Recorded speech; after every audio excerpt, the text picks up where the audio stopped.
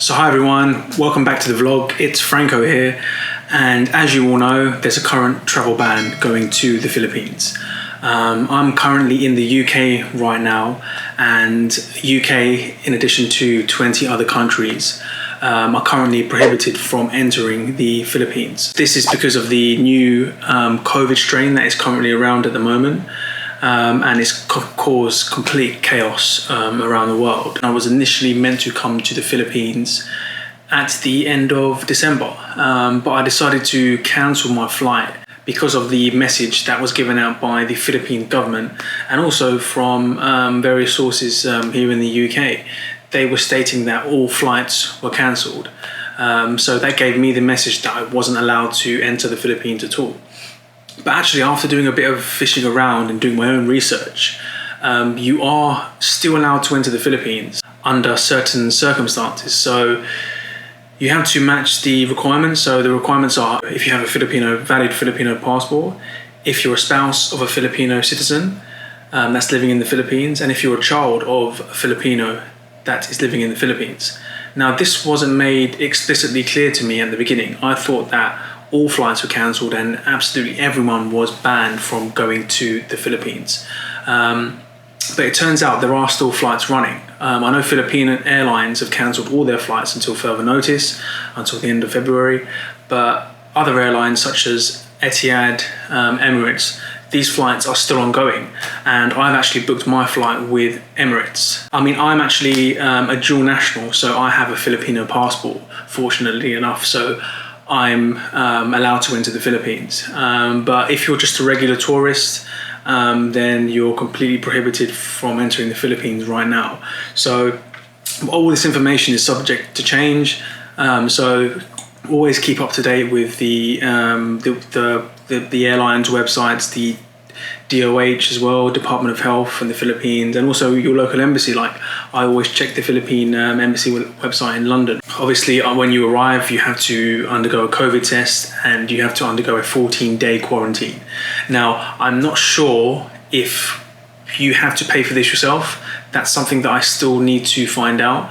I know it did mention on one of the sources that I checked that you do have to fund the hotel stay and the COVID test yourself, because if you're a non-OFW, then you have to shoulder the costs, unfortunately. But I'm going to find this out along the way, and this is the reason I'm making the vlog. So if any of you guys are traveling during this travel ban, hopefully this makes it a lot easier for you to kind of find out what is actually required, how the different airlines handle the COVID protocol, is it safe to travel, and all these questions you might have in mind. So hopefully this vlog will help you out, guys. If you have any questions whatsoever, you can always leave a question down below in the comments and I will get back to you.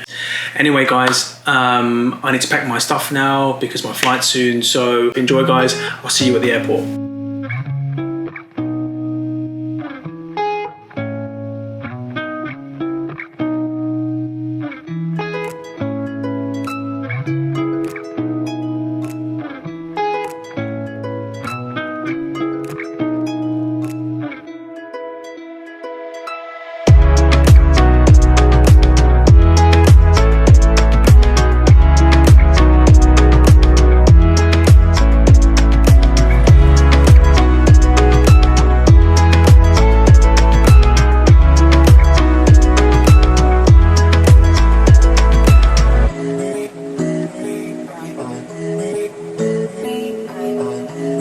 Reveal doors and cross-check.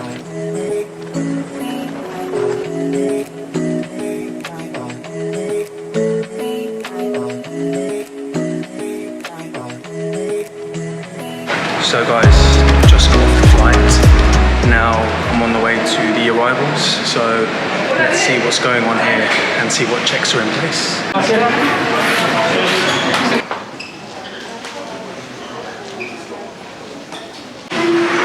So I'm here at arrivals now, and it looks like there's a massive queue.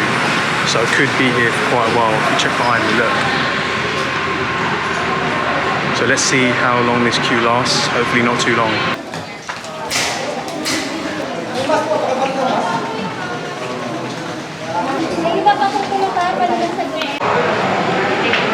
So guys, as soon as I handed in my arrival card, they gave me a red kind of token or flag. I handed that to the security guard. He's just now escorted me to a separate section where it looks like it's been taped off. I think that we may be with an at-risk kind of group.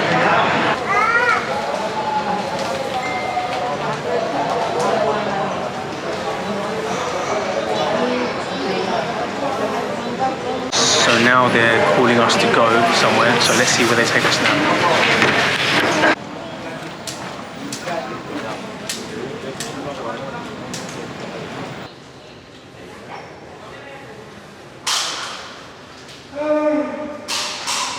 Just being escorted to another room with no explanation as to what we're doing here. To be honest with you, I feel like I'm one of those dangerous prisoners who's being transferred to another prison facility. I don't think I am, unless they put me in the wrong queue. Maybe I should ask. Yeah, it's just another room, long corridor. You can see people in front of me waiting as well, keeping it socially distanced. If you check this out. So yeah, let's just see what happens next, because to be honest with you, I'm not sure. So yeah, again, they've led us off to another room. This room's a lot bigger, and I believe I just asked one of the guards, and he said now we're waiting for a COVID test. I'm not sure if we have to pay for this ourselves. I know if you're a OFW, you don't have to pay for this, but if you're non-OFW, I think you have to pay, if I'm correct. So it's just going to be interesting to see what happens now, because I haven't even booked any hotel yet, because they make you do a 14-day quarantine, and this is at a government-approved facility, and I'm not sure if I have to pay for this or if they pay for that themselves. So yeah, I'm just waiting now. There's quite a big queue at the front, so if you just have a look. Right at the far end there, they're taking the payments, and this is the people waiting. So I think there's a second. So yeah, while I'm here, let me just tell you about the flight. So yeah, I really enjoyed traveling with Emirates. Their COVID protocols are one of the best I've seen, much better than when I traveled with Oman Air, which was back in September when the new variant was around. But Emirates wore all the correct PPE. They cleaned the aircraft beforehand. They sprayed it with disinfectant. Food was served accordingly. They gave you hygiene, cleansing wipes for disinfecting the services. So it was all really, really good. And also one thing I liked about Emirates is that there was no one sitting next to you. So they always had an empty seat next to any person in the flight. So no one was sitting directly next to each other, unless obviously you're from the same family, which wasn't the case before when I was traveling with Oman. I think it was Oman Air. So if you want, if you're scared about catching COVID, or if you want an airline which carries out really strict protocols, then Emirates is very good. I would definitely recommend them. One thing that I found, I got stuck at the check-in desk because I didn't complete an e-cif form by Red Cross. So apparently you need to complete this before you can check in to your flight or go through security. It's one of the requirements. So I'm going to include the link below. So make sure you complete this form before your departure, before you go to the airport, because after you complete the form, they'll then give you a QR code, and then that QR code you will need at your check-in desk, and you'll also need at the airport here. So make sure you complete that before you go, because that will save you a lot of time and hassle, because it was a lot of hassle when I got there.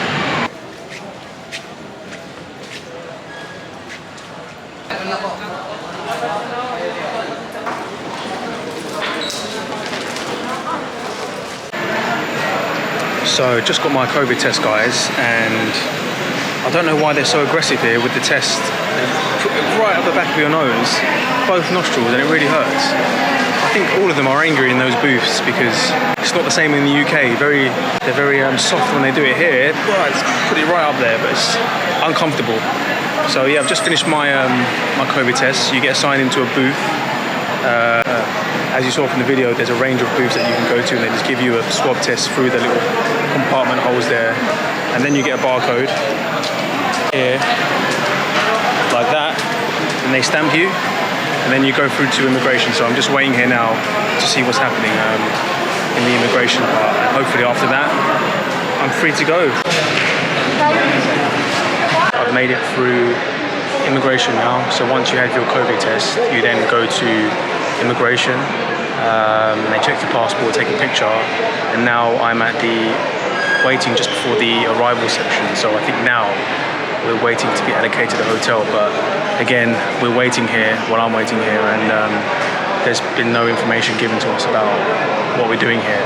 So it's just a matter of waiting and I'm waiting for them to tell us to go to the next part, I suppose. So the same as the previous steps. It does seem well organised though, so it doesn't seem that chaotic. They know what they're doing.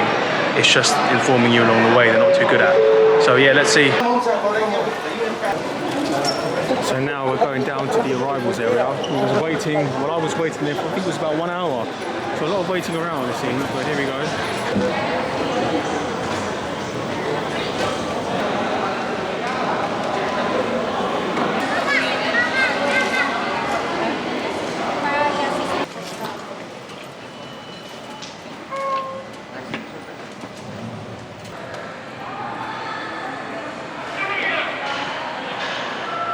I'm here now at the waiting lounge, waiting for my transport to go back to the hotel.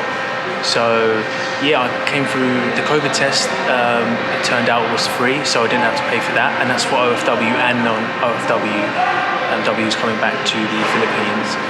The only thing I had trouble with was the accommodation. So they told me there that usually the 14-day quarantine facility that you go to is free of charge. But because they've run out of rooms at the moment, I can't go to this quarantine facility, so I have to book my own hotel. But they said I only need to book the hotel for 2 days, pay for it, and then after that, once there's vacant rooms at the quarantine facility, then they will transfer me there. And they said there should be rooms available in 2 days, which wasn't too bad actually. I was expecting maybe that for non-OFWs, because you're coming to the Philippines out of your own decision. So I thought maybe they would make you pay for the full 2 weeks. So they didn't. This rule only changed yesterday, because yesterday there were still vacant rooms, but I think it got to the evening when the last flights came in, and that's when all the rooms were fully occupied. So I was one of the unlucky ones coming on a later flight that had to pay for their own hotel for a couple of days. But as you can see here as well, they've arranged the transportation, so that's free of charge. You don't have to pay for your transport back to your hotel.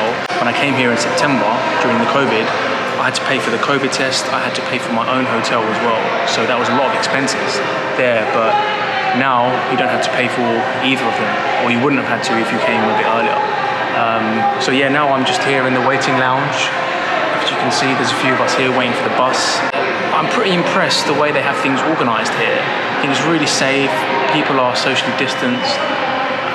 The COVID testing was pretty straightforward. As you saw earlier, there was just booths, about 4 booths, and you just go to your allocated booth, someone comes through like a hole in the kind of glass and gives you a swab test, and then you go through to the immigration. The only problem was it's just a lot of waiting around. I mean, you're just waiting around, they just move you from different places in order to kind of to go through what's required, but no one tells you really what's going on, so you're just left kind of like sitting there without knowing, which is quite kind of frustrating. But you know, I suppose I can't really complain really. I think everything's really organised and they've got everything kind of in place. As you can see, I'm really tired. It's been travelling for over a day now, I think it is, and I just really want to go back to the hotel and sleep. But yeah, not long to go, and hopefully, fingers crossed, the hotel's not too bad either. But I'll see you there at the hotel.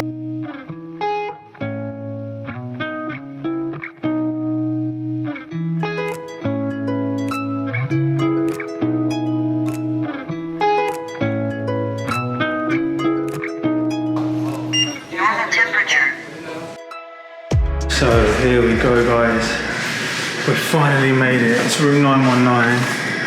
Let's see. And this is what we have, guys. This is the master suite. So for this room, guys, I paid about 1,200 peso per night, which isn't too bad. So they've told me now that tomorrow they should have some available rooms. So initially I booked this room for 2 nights because they told me there at the airport they won't have any available rooms for 2 nights. So I just ended up booking through Agoda, I think it's called Agoda, and I paid there and then for the 2 nights. So in the future, guys, if they make you book a hotel, then just make a reservation and don't actually pay the money yet, because they could end up telling you that they're going to have a free room the next day, and then you might have paid for 3 days or even 4 days, depending on the advice they give you. So just make a reservation and don't pay until you get to the hotel, because that way as well they can give you a refund if you do need to cancel any nights. But as you can see, I'm absolutely knackered. I think in total, so we landed at 4 p.m. and now it's coming up to 11. So that's in total, that is about 5, 6, 7, 8, 9, 7 hours. 7 hours landing and getting back to the hotel. And yeah, I'm absolutely exhausted. They said they're going to call me in the morning and they're going to transfer me to a government approved facility which they will fund and pay for. So I think for now this will do. It's an okay room for 1,200 a night, but it's going to be interesting to see what the government facility is like. And they said I cannot leave this room, so I'm not sure how strict they're going to be with the rules, but they were quite firm that you couldn't leave this room, so let's see how it goes. Anyway, guys, I hope you enjoyed the vlog. I hope this was useful for you guys if you're planning to travel here during the travel ban. Any questions, just comment below and I'll reply to you when I can. And yep, thanks for watching, and I'll see you tomorrow morning.